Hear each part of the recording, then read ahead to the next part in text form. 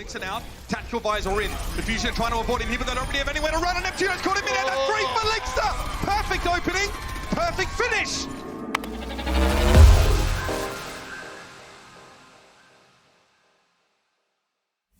Philadelphia Fusion versus the Houston Outlaws. Both teams looking pretty alright, but Houston under a bit of fire from the community on how they've been choosing to run their compositions. Coming in against Philadelphia Fusion, who are looking like an above average team, they're really gonna need to prove themselves here. Duel out of the here it is, and Nanoboost though. Links are out. Tactical visor in. The Fusion trying to avoid him here, but they don't really have anywhere to run. And Neptune's caught him in there. Great for Linkster.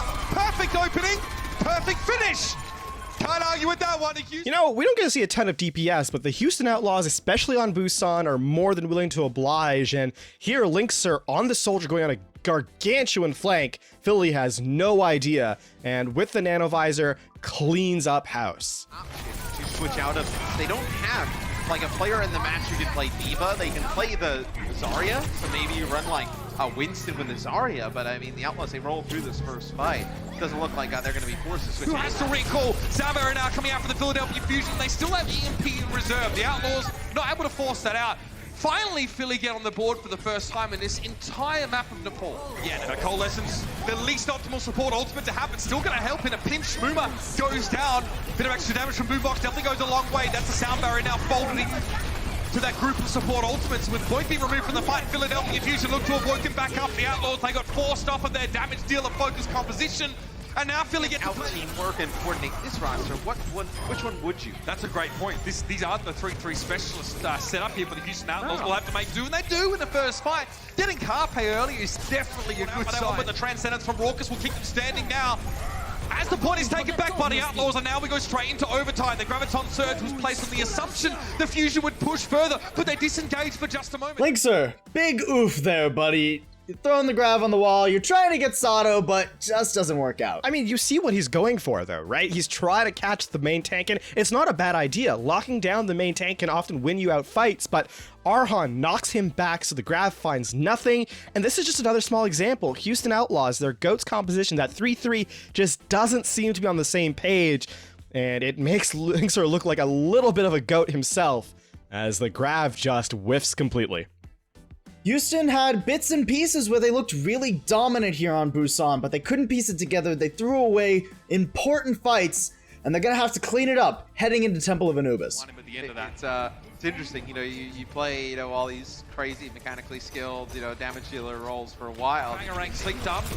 No connection to be seen there. He's forced into the back room, and Sato maybe not aware that he's there, but now Raucus' presence will be revealed. He's trying to keep Arhan up, but the front line of the Outlaws may be suffering now as Movie gets jumped on the high ground, being chased down, and Sato is able to find him. Raucus cannot keep his main tank alive. Oh, I mean, they've just pushed Raucus into this corner on the Ana, which he can't. I mean, we're watching from his POV, and I love that. Poor Raucus, man. Nothing worse than just being focused out of a fight as a support. It's a good read by Philadelphia, though, right? The Ana, she needs sightlines. She needs that ability to shoot her own teammates to heal them, and Philadelphia zones Raucus into the corner. It's a good heads-up play, right? If you can't see your teammates, you can't heal them, and it helps Philly take the point. He's him on the heel as he tries to escape. 2 ticks now, permanent progress for the Philadelphia Fusion, and they are looking good.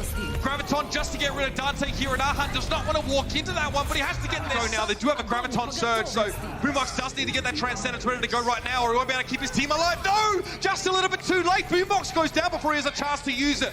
Philadelphia will try and stall this fight out, but it doesn't make much of a difference because Houston are in overtime. They've just bought their way back into this game. Whether it's a stay of execution or a second win, Houston second away from having won the map there potentially with Boombox getting Transcendence. Oh, Carpe! Boombox! Down. Okay, now needs to do something with that Transcendence because from the high ground... Carpe has been long known for his hit scan prowess, but on the Zarya, sometimes he just makes those really odd choices, Paul. Yeah, Houston making a bit of an odd choice themselves. I mean, the idea is solid, right? The grav's not there anymore, so you just WM1, but they don't do it all at the same time, and despite the grav being eaten, they lose this fight pretty handedly. And Carpe at high energy will get the cleanup, so ultimately the grav being eaten does not really matter, and Philadelphia proving dominant here yet again. Swinging hammer, they count their chickens before they hatch, and now the egg is on their face. The Outlaws... Now, when Philly did this, the Outlaws tried to rotate to the bridge and catch Boombox out with that Graviton Surge. So Philly know they're going to be encircled if they commit to the point. They're trying anyway. Rumor took a massive hit early there. No repair pack for him. No, it's actually going to be a biting grenade from Raucus to keep him up. Extra burst heal is always good. Kumat though, Van already desuited. Yeah, and that play is set up by Sato, and Sato jumps onto Rock. Houston not even looking close to dominant at times like they were on map 1. They're looking like they're barely hanging in there now. They're going to have a real swing in momentum if they want to reverse sweep and bring it back going into Eichenwald. For sure. So they chased him out. And they see Winston on the other side instead of playing the Reinhardt, which usually, you know, you kind of move on to the point here. There's not a lot of high ground for the Winston to kind of jump around, move. So far better days here, and Dante, he's not going to be alive right now. I was surprised the Fusion didn't push into him. Dante got discorded and didn't have any barriers available. That is not ideal. The Outlaws needed him to play probably a little more conservatively, and now Sato's going to make life even worse for them. Primal Rage going to be displacing the Outlaws so much, making it so much easier to isolate individual targets. Yeah, the Outlaws decide not to invest any All the end of the fight here for Philly. Then Chino is going to eat that grenade. Oh, how? We watched it. Coolman and Arhan both going down to the self-destruct. The Poco, now Dante needs to stay alive. Poco, with one of his signature self-destructs, gets 2 kills, and, you know, at least one kind of makes sense, right? Cool Matt has to stay on the card to contest, but Arhan, you have a shield. How do you die to that? Well, he's messing around with Neptuno. He's trying to 1v1 the Lucio, and he wasn't looking at the bomb. He just worried about the slippery frog trying to give him the business. EQO, you knew they wanted to invest in that fight when EQO comes back on Wrecking Ball. Has to wait for it later on. Carpe, despite not having energy, is going to go for the Graviton Surge anyway. It's going to be a Transcendence thrown in the middle of it now. Carpe not back. Oh, EQO gets caught there, stunned, immediately taken down by Movement now, and the Outlaws looking good. A player advantage coming forward. They still have 6, and there's the shatter. It's a big one. Carpe and Koa knock down a boombox. Sato, we've heard time and time again how he is much more of a Winston player than a Reinhardt. This clip proves it more than most. He backs up away from his team when he is low, gives Muma the perfect opportunity to hit a round-ending shatter. Sure, there's no picks to be found here. Graviton will end it. And the Outlaws prevent the fusion. But I think he knows Muma that he has to be aggressive. Let's see if they get a stun off here. Last fight. It's alts versus alts, and you know what you have to do is combo them, and Houston Outlaws, they just don't do it. This team is just not on the same page when it comes to the 3-3, and Philadelphia, they close out. You know, if you're going to get the combo in, more likely than not, you're going to beat the team that doesn't, and Houston Outlaws really struggling here. Yeah, they're looking more and more rattled every single map, and it's not a good look. 3-0 would be how this series would end, but there is one more map, and every point does count. Gibraltar would be the final staging area of this series. Up on the low ground. So. Right.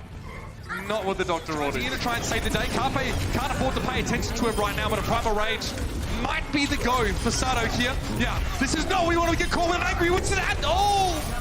That's 3 for Sato. And the Outlaws, off the back of their backline, doing a lot of damage, almost got back into that fight, Matt.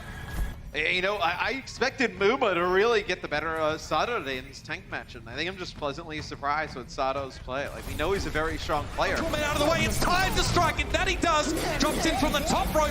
Self-destructs left in front of both teams here, but Poco wins out on a 2v1 exchange with those bombs. Muma getting rid of Carpe is a good sign, but again, it's just Muma, and he is so used to feeling like this. Graviton Surge, waiting to be used. Transcendence, well timed by Boombox, and it connects, and again, from downtown, Poco drops in yet another bomb. There was a reason why last series the phrase Poco Bomb became basically an Overwatch household saying, right? And this man always delivers. That being said, Houston, what are you doing? Cool Matt gets demeched in the background, Poco 1v1s him, then they just kind of lose assignment. He just disappears from their whole thought process, and he's given free reign to live in their backline, self-destruct, find the double kill, and Gibraltar's last fight on Philadelphia's attack ends with them capping. And you can see when Muma jumps up to the high ground, and a little bit of a sneaky play there. He's up to some monkey business, Matt, and Philly don't know. They don't know. No, they don't. Still, this guy is hanging 10. Yeah, they're high trailing it now. Carpe. Oh, this is so cool. Gotta respect the effort, Muma. The back cap dream was alive for a bit there, but that's the wrong way to jump, and it doesn't end up working for Houston. And ultimately, if you're gonna go for a cheesy, cute play, you better hope you close out the round. Houston Outlaws, they just don't get it done. And this back cap attempt rather, turns from what could have been a cute play into a footnote, as Houston Outlaws just They can't get it going, man. They can't get it going at all. Outlaws. Oh, yeah. A very disappointing attack here on Gibraltar. The series, in all fairness, had already been lost. Philly now just having a bit of fun with it, and why not bask in the glory? Houston, they hit the ground running in this series, but they tripped up pretty early and couldn't keep it competitive, so Philadelphia Fusion, the scrappy team we all know and love, ran away with it pretty easily. And I guess this is a small little anecdote for you guys out there. If you're gonna go running, better tie your shoelaces up and make sure everything is tucked away properly, because it is quite easy to fall apart in the most important times. That'll be it for the Philadelphia Fusion versus the Houston Outlaws, but if you liked the video, make sure you hit the button for that down below, and if you didn't, leave us a comment. We're always looking to improve here. Either way, make sure you subscribe to Elohel Esports for more Overwatch content.